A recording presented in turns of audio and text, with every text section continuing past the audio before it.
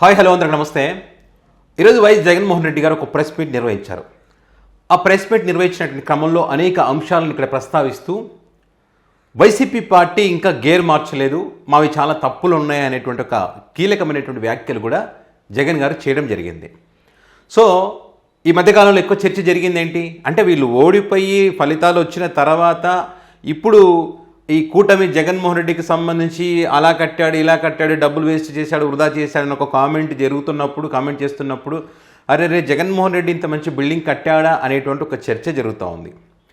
So వీళ్ళు ఎంతసేపు సంక్షేమం వరకే పరిమితమైంది వైసీపీ పార్టీ, అభివృద్ధి కార్యక్రమాలు ఏమీ చేయడం లేదు అనేటువంటి ఒక చర్చ బలంగా నడిచింది. ఎందుకంటే జగన్ గారు కూడా డైరెక్ట్ మీ అకౌంట్లోనే సంక్షేమ పథకాలు అందిస్తున్నాను, చరిత్రలో ఎప్పుడు కూడా లేవు అనేటువంటి అంశాన్ని ఎక్కువగా ప్రస్తావించారు. అంటే ఈ సంక్షేమం అందితే ప్రజలు ఓట్లు వేస్తారనుకునేటువంటి ఒక ఆలోచనతోనే ఎక్కువ దాని మీదనే దృష్టి పెట్టినట్టుగా అనిపించి చెప్పినట్టున్నారు. సో మరి దీని వెనుక ఇంత డెవలప్మెంట్ని చెప్పుకోలేకపోయారు. సో చెప్పుకోలేకపోవడం మా తప్పు, అప్పుడు చెప్పుకోలేదు, ఇప్పుడు కూడా చెప్పుకోకపోతే కష్టం, ఇంకా చాలా ఉన్నాయి చెప్పాల్సినవి అని చెప్పి జగన్ గారు ఇప్పటికీ కూడా మా వాళ్ళు ఇంకా గేర్ మార్చలేదు అని చెప్పి జగన్ గారు చెప్పడం జరిగింది. చూడండి, ఇక్కడ జగన్ గారు చెప్పుకోలేనేటివి కొన్ని విషయాలు మన ఛానల్లో కూడా చెప్పే ప్రయత్నం చేశాం. ఇక్కడ ఈజ్ ఆఫ్ డూయింగ్ బిజినెస్లో నెంబర్ 1 జగన్ గారు హయాంలో చెప్పుకోలేకపోయారు. అంటే అదేవిధంగా అమరావతికి మౌలిక సదుపాయాలు కల్పించడంలో కోట్లలో ఖర్చు పెట్టారు వాళ్ళు కూడా. అమరావతి మౌలిక సదుపాయాలకు సంబంధించి వీళ్ళు ఏం చేశారు, చెట్లు మొలిచాయి, అమరావతిని వదిలేస్తారు, దీన్ని ఎత్తేస్తారు అంటే జగన్ గారు 3 రాజధానుల అంశం ఉంది, అమరావతితో పాటు విశాఖ, రాయలసీమని తీసుకున్నారు. లేదు అమరావతిని తీసేస్తారని చెప్పారు. దాన్ని తిప్పి కొట్టడంలో వీళ్ళు విఫలమయ్యారు. అంటే అప్పుడు గేర్ మార్చలేకపోయారు. ఉచిత వైద్యం, విద్య అన్నీ అందించాలని చెప్పి నాడు నేడు కింద అనేక కార్యక్రమాలు చేశారు. మెడికల్ కాలేజీలు 17 మెడికల్ కాలేజీలు చేసి ఇప్పుడు చర్చ నడుస్తుంది. ఈ వారం 10 రోజులుగా అది కూడా చంద్రబాబు నాయుడు గారు ప్రైవేటు పరం చేస్తున్నప్పుడు వైసీపీ వాళ్ళు కూడా నిద్రలేచారు. మేము అలా కట్టాం, ఇలా చేసామని చెప్పి ఈరోజు జగన్ గారు ఆ బిల్డింగ్లను చూపిస్తుంటే ఆహా ఇంత అద్భుతమైనటువంటి బిల్డింగ్లు ఈ మెడికల్ కాలేజీలు కడితే ఈరోజు దీన్ని ప్రైవేటు పరం చేస్తున్నారని చెప్పి ఏపీ ప్రజలు ప్రతి ఒక్కరు ఆలోచించే పరిస్థితి ఉంది. ఇదే బిల్డింగ్లకు సంబంధించి మీ హయాంలో ఇంత అద్భుతంగా కట్టామని ఎందుకయ్యా చెప్పుకోలేకపోయారు? మరి మీరు చెప్పుకోలేకపోయారు. అప్పుడు గేర్ మార్చలేరు, నిద్రమత్తులో ఉన్నారు వాళ్ళు. సో అది అంటే ఎంత నష్టాన్ని చేకూరుస్తాయి చూడండి. నష్టాన్ని కలిగించే అంశాలు ఇవన్నీ. చేసింది చెప్పుకోవాలి, ఈ డెవలప్మెంట్ చేసామని. ఎందుకంటే ఇటు మీరు చేసింది ఎందుకు చెప్పుకోవాలంటే ఇటువైపు మీరు చేసినా కూడా చేయలేదని చెప్పి చెప్తున్నారు కాబట్టి తప్పదు చెప్పాలి. వాళ్ళ మీడియా యొక్క బలం అట్లే ఉంది, వాళ్ళు ప్రజల్లోకి తీసుకెళ్లే విధానం కూడా అంత బలంగా ఉంది. కాబట్టి చెప్పకపోవడం మీ తప్పు. పోర్టులు 4 కొత్త పోర్టులు కట్టారు. ఎవరికైనా తెలుసా? ఎలక్షన్ తర్వాత మేము 4 కొత్త పోర్టులు కట్టామన్నారు. ఎలక్షన్కి ముందు ఒక ఇంటర్వ్యూలో జగన్ గారు చెప్పారు. ఒక ఇంటర్వ్యూ, అప్పటికి పుణ్యకాలం కాస్త గడిచిపోయింది. ఆ టీవీ నైన్కి ఇచ్చిన ఇంటర్వ్యూలో చెప్పారు. అప్పుడు చెప్పేసరికి నా లాంటోడికి కూడా మీడియాలో ఉంటాం, రెగ్యులర్గా చూస్తున్నాం, నాకే తెలియదు, మరి మిగతాలకు తెలుసో లేదా నాకైతే తెలియదు, రెగ్యులర్ పేపర్లో అవి చూస్తూ ఉంటాం. 4 పోర్టులు కట్టారా? 17 మెడికల్ కాలేజీలా? ఆశ్చర్యం ఆ బిల్డింగ్లు చూస్తే. మెడికల్ కాలేజీలు కట్టారేమోలే అనుకుంటాం, కానీ ఈ పద్ధతిలో 50 ఎకరాల స్థలంలో 500 కోట్ల రూపాయలతో అత్యాధునిక టెక్నాలజీ వాడి సౌకర్యవంతంగా నిర్మించినటువంటి బిల్డింగ్ల గురించి చెప్పుకోలేకపోవడం మీ తప్పు. రిషికొండ కట్టారు. రిషికొండ గురించి కూడా వీళ్ళు అధికారంలోకి వచ్చిన తర్వాత ఆ రిషికొండ గురించి బదనాం చేశారు. 450 కోట్లతో శాశ్వతమైనటువంటి ప్రభుత్వ బిల్డింగ్ కట్టారు. వరదలు వస్తే నీళ్ళు రావు, నీళ్ళు ఎత్తాల్సిన పని లేదు, చెట్లు మొలవు, కోట్లు వెచ్చించాల్సిన అవసరం లేదు, అంత అద్భుతమైన బిల్డింగ్. దాన్ని తిప్పి కొట్టడంలో కూడా విఫలమయ్యారు. ప్రజలే ఇప్పుడు అర్థం చేసుకుంటున్నారు, ఇదేందిరా బాబు శాశ్వతమైనటువంటి ప్రభుత్వ బిల్డింగ్ కదా, కూటమి అబద్ధాలు చెప్పింది కదా అని ప్రజలు అర్థం చేసుకుంటున్నారు. దీనిలో వైసీపీ ఫెయిల్యూర్ అయినట్టే కదా. అండ్ అదేవిధంగా గ్లాస్ బ్రిడ్జి కూడా మొన్న ఒకటి చెప్పా, గ్లాస్ బ్రిడ్జి కూడా వీళ్ళ అకౌంట్లోనే వేసుకుంటున్నారు. దేశంలోని నెంబర్ 1 పర్యాటక కేంద్రంగా అభివృద్ధి చెందుతున్నటువంటి క్రమంలో విశాఖలో ఆ బ్రిడ్జి నిర్మాణం అద్భుతంగా చేపడతా ఉన్నారు. అది జగన్ గారి హయాంలోనే మొదలైంది. దానికి సంబంధించిన నేషనల్ పత్రికల్లో 2024 ఆ ప్రాంతంలో వచ్చినటువంటి వార్తలు, ఆ పేపర్ కట్టింగ్స్, వీళ్ళు ఏదైతే జీవో ఉత్తర్వులు ఉన్నాయో అవన్నిటి కూడా నేను ఒక వీడియో కూడా చేసి చూపించాను. అంటే ప్రజలకు నిజాలు చెప్పాలని. ఇవన్నీ ఎలక్షన్స్ ముందు చెప్పాలి, వీళ్ళు ఎలక్షన్స్ తర్వాత కూడా ఇంకా చెప్పుకోలేకపోతున్నారు. అదే జగన్ గారు ఈరోజు ప్రస్తావించారు.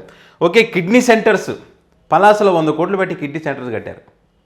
శ్రీకాకుళం వేరే తెలుసు కదా, కిడ్నీ సమస్య ఎంత ఇబ్బంది, కొన్ని దశాబ్దాలుగా ఉంది సమస్య. జగన్ గారు ఆ సాల్వ్ చేసేస్తారు, అది చెప్పుకోలేదు.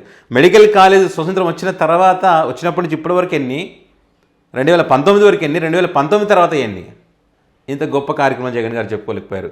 ఫిషింగ్ హార్బర్ల గురించి జగన్ గారు చెప్పుకోలేకపోయారు. ఇంటింటికి పెన్షన్ దేశ చరిత్రలో మొట్టమొదటిసారి వీళ్ళే తీసుకొచ్చారు ఆ సాంప్రదాయం. అమ్మఒడి పథకం దేశ చరిత్రలో మొదటిసారి ఏ రాష్ట్రం లేదు, వీళ్ళే తీసుకొచ్చారు. ఆ ఇంటింటికి పెన్షన్ అమ్మఒడి ఇప్పుడు కూటమి కూడా చేయాల్సిన పరిస్థితి వచ్చిందంటే ఎంత గొప్ప పథకాలో, ఎంత గొప్ప ఆలోచనలో ఒకసారి అర్థం చేసుకోవచ్చు. సచివాలయ వ్యవస్థ, వాలంటీర్ వ్యవస్థ, ఆర్బీకే సెంటర్లు, ఇవన్నీ చేసి సంక్షేమం అండ్ అభివృద్ధి, ఉద్యోగాలు కూడా ఇచ్చారు కదా, చెప్పుకోలేకపోయారు. అంటే ఈ ఉద్యోగాల విషయంలో కూడా అన్నీ ఒకటేసారి ఇచ్చేస్తారు జగన్ గారు. అన్నీ ఒకటేసారి ఇచ్చేస్తే కొన్ని ఇబ్బందులు వచ్చాయి.